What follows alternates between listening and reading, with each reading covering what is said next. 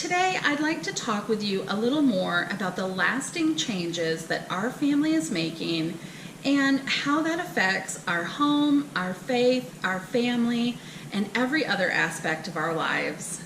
That's what's coming up next at the atwhatcostblog.com. So grab your cup of coffee, have a seat, and let's chat.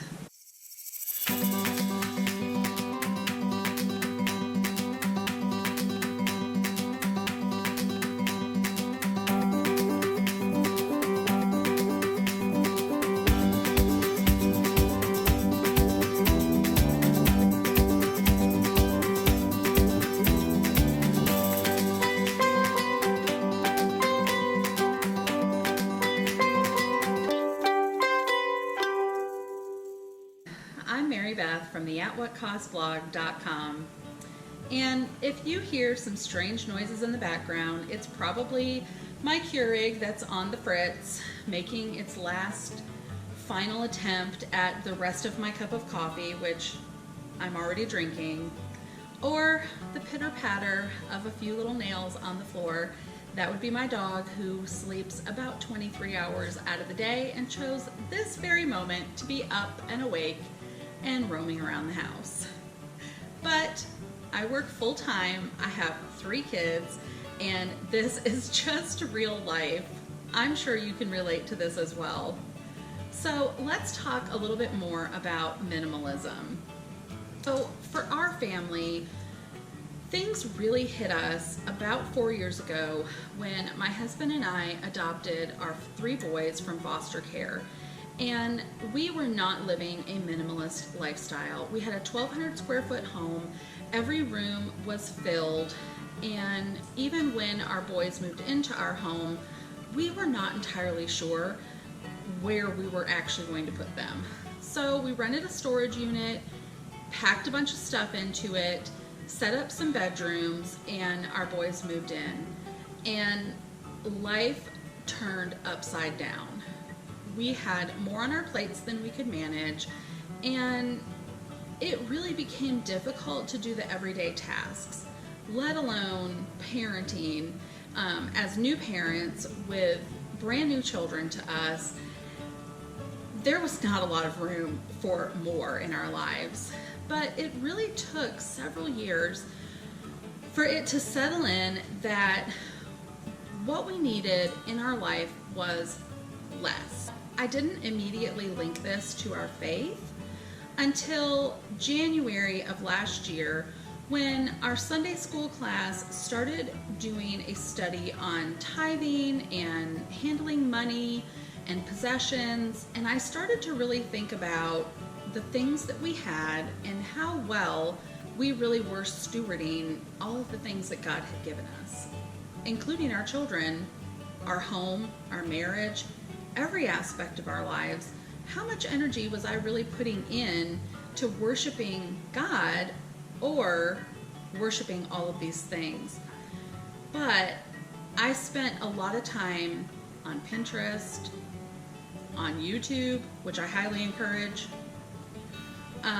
But really and truly, I was spending a lot of time trying to figure out how to manage all of the things that we had, and not enough time thinking about the things that would happen after this life.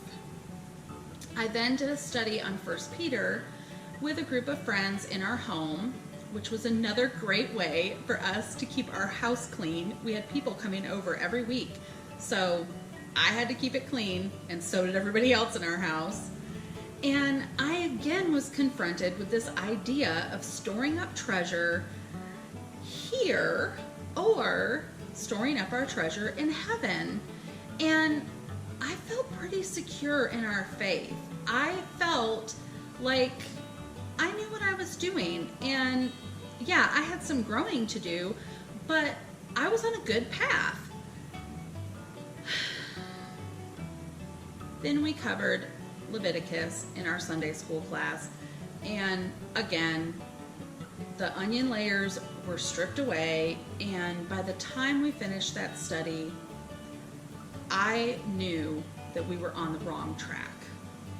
So, almost a year ago, out of pure frustration, I was scouring the internet looking for yet another laundry system, and I stumbled upon the Minimal Mom. And if you have not checked out her channel, I would strongly encourage you, after this video is over, to head on over to her page because it is solid gold. It was absolutely life-changing for us. Probably more for me than for my husband or my children, at least initially. But through listening to the way that she handled her laundry, I don't know how it happened, but it was like someone smacked me in the face and said, you don't have to have all this. You don't need all of this stuff to just survive. And that idea of having less to get more just sounded cliche and like something I wouldn't actually be able to achieve. But it settled in. I thought more and more about it, and looking at the piles and piles and piles of laundry, I realized we needed a dramatic change in our home. I sorted all of my kids' clothing out. I reduced down all of their wardrobes. All three of them went from a massive wardrobe that did not fit in their dressers, hampers that were always full, down to a very manageable wardrobe for our family. And I could not believe the difference. Almost instantaneously, to walk into my laundry room and not have piles and piles of clothing, it was so unbelievably freeing. I was hooked. That was all it took. I just needed a little bit more space, and I was on to finding out how to get that. I want to talk now about how this has affected our faith.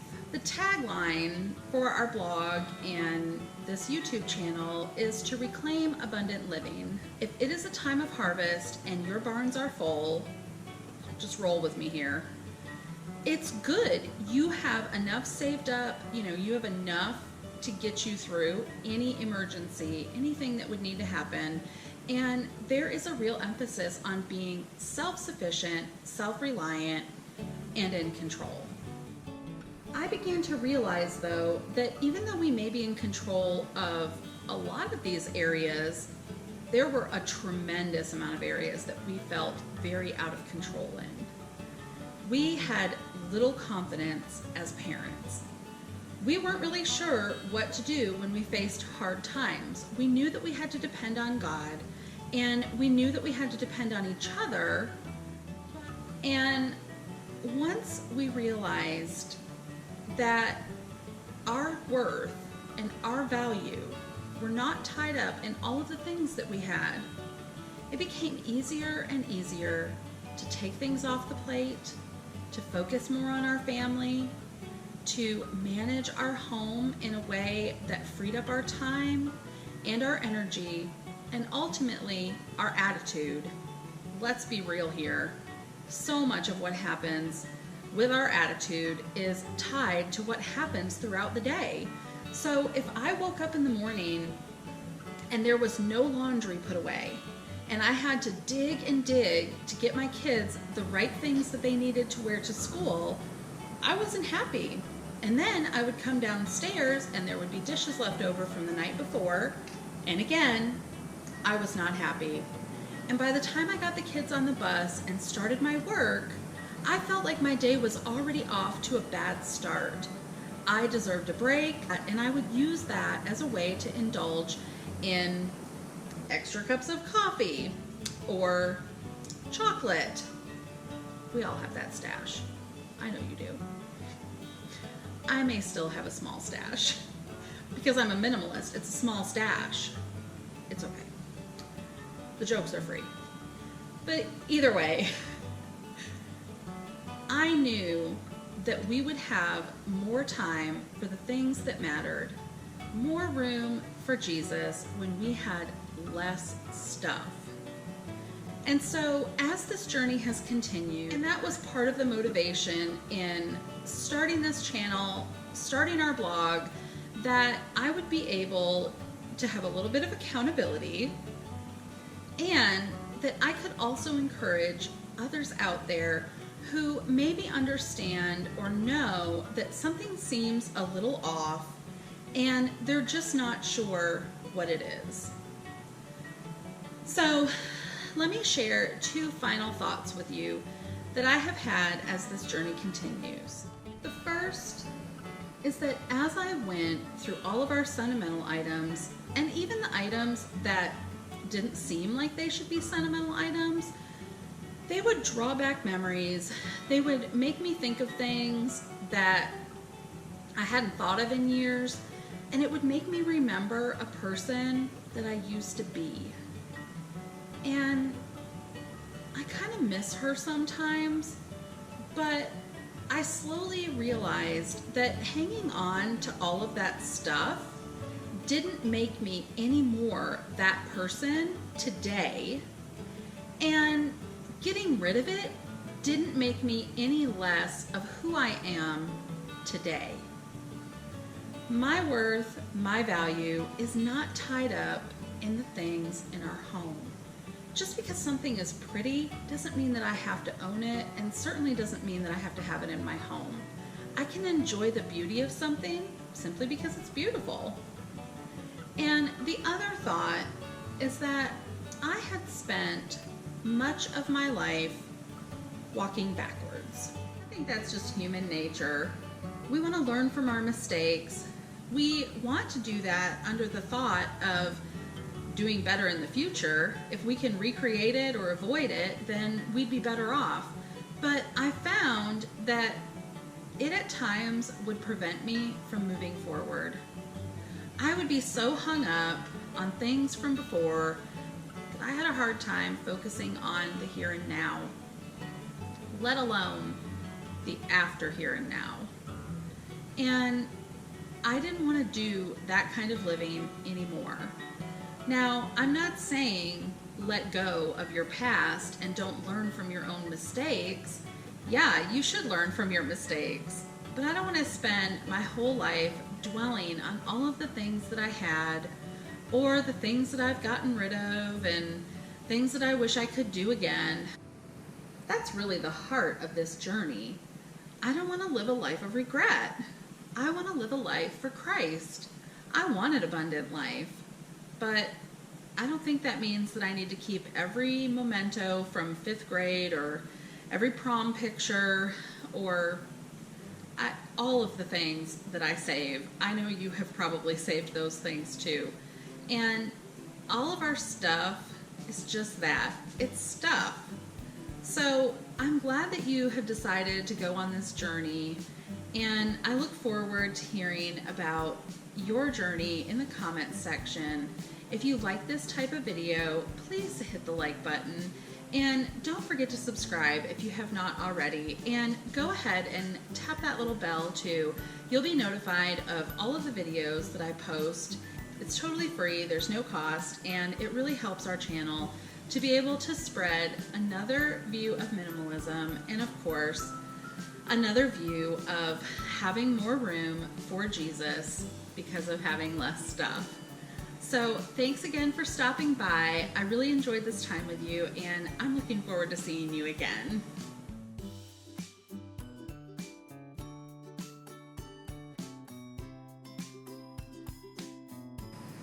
So while we're sitting here having this cup of coffee, I am going to share one of my most pivotal moments as a parent, and maybe one of my most embarrassing. So I was about, I don't know, maybe 2 months in to parenting. And so I had gone to pick the 3 boys up, and they were at that time 5, 4, and about 15 or 16 months. Our youngest was not walking yet. He had just started to walk, but the trek across the parking lot was a struggle. Our oldest child had a ton of sensory issues, and at the slightest little chance, he would bolt. And so I was holding our youngest child, trying to hold the hand of our oldest child, and our middle child, of course, was somewhere in La La Land. So here I come through the daycare trying to get to the car, and there is a mom walking with her child behind me, and she just so happened to be parked next to us in the parking lot, which was not next to the front door. So I go to get the kids in the car. Of course, everybody's screaming, they're all hyped up, and I am struggling hard. I am not just riding the struggle bus, I am driving that sucker through the daycare parking lot. This mother looks over at me and says, "Are all 3 of these yours?" And she proceeds to explain to me that they had one child and they were thinking about having another child, but after seeing me with our 3 children, she was having second thoughts and she thought she'd just stick with one child. I'm not sure if I should have been insulted or grateful that maybe not everyone is called to have 3 children all at once. I think she was probably just as overwhelmed watching me try and herd all of those wet cats into the bathtub as I was. So that's our story for today, and I really appreciate you sticking through the video, and I will see you in the next one.